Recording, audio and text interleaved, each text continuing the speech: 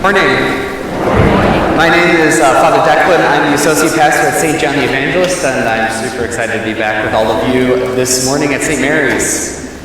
I think one of the biggest lies that we all believe, either right now or in our past, is this lie that I'm not good enough, and we do it in comparing ourselves to others. We've been telling ourselves this, we've been learning this skill from a very young age.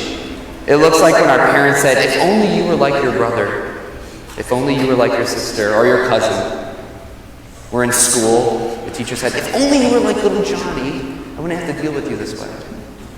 And then we get taught this as we go through, right? We get graded on a bell curve. We fight for spots in university or for scholarships, always in comparison with everybody else who's applying. Jobs. We compare our work to other people on the job site when we're working. We do this when we become parents. All of a sudden I compare my motherhood, how good I am of a mother compared to everybody else on Instagram and all the great pictures they show, and we feel just inadequate, or as a father, as a spouse, and it just builds and builds till we're constantly just comparing ourselves to other people and beating ourselves up because we're believing the lie that just I'm not good enough. We see in the first reading from Samuel, I love this. So Samuel is a prophet. He gets sent out to Bethlehem. So we know this kind of Bethlehem, Christmas, right? It's where Jesus was born. But we're talking about 1,000 years before. We're 1,000 years before Jesus ever came onto the scene. And the family of Jesse is there. And Samuel is sent by God because the kings of Israel have just ruined it. They've screwed it up time and time again. And so God is sending Samuel to go and anoint a new king. And he gets sent to Bethlehem to the family of Jesse. And Jesse, the proud father, I'm sure, starts parading his sons in front of Samuel the prophet. Here, one of these sons of mine is going to be anointed, the new king of Israel, this great honor.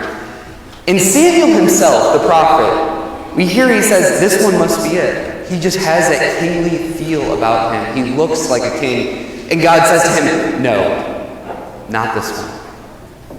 And they go through the whole list. Until finally Samuel has to prompt Jesse, the father, saying, is there any other sons you have? And Jesse says, well, there's the youngest, but we didn't even think to bring him before you. He's out in the field tending the sheep. And so Samuel says, we're going to wait until you bring him in. So they go and get David, and they put him in. And as soon as he comes in the room, God says to Samuel, he's the one, anoint him king. I can only imagine what David's brothers started thinking. Like, wait, him, not me? He's the youngest. He doesn't deserve this.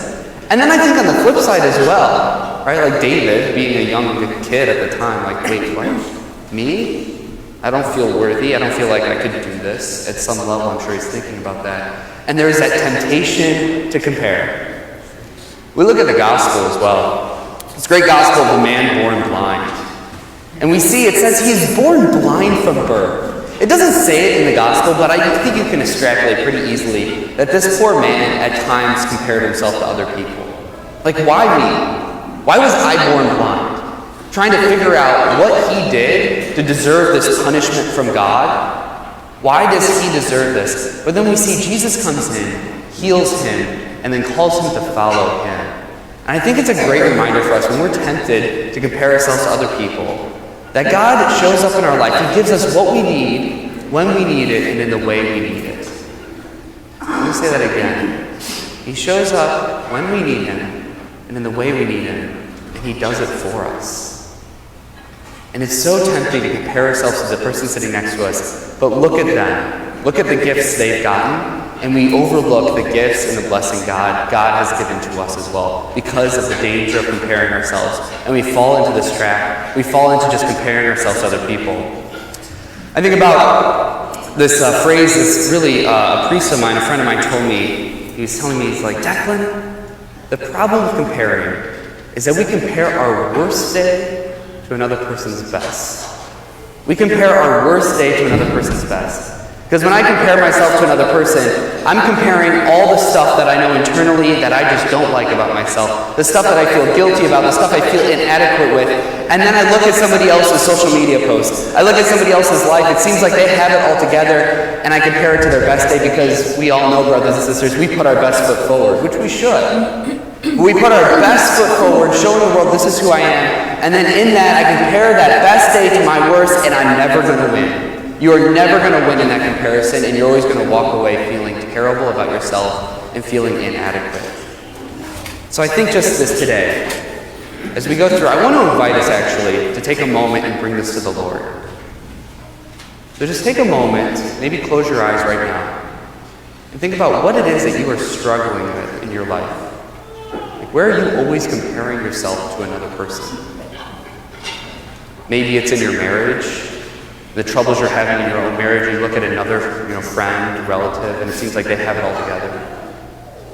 And being a mother, being a father, being a sibling at work, just name it for yourself. Bring it to the Lord right now, and I want us to reject that lie.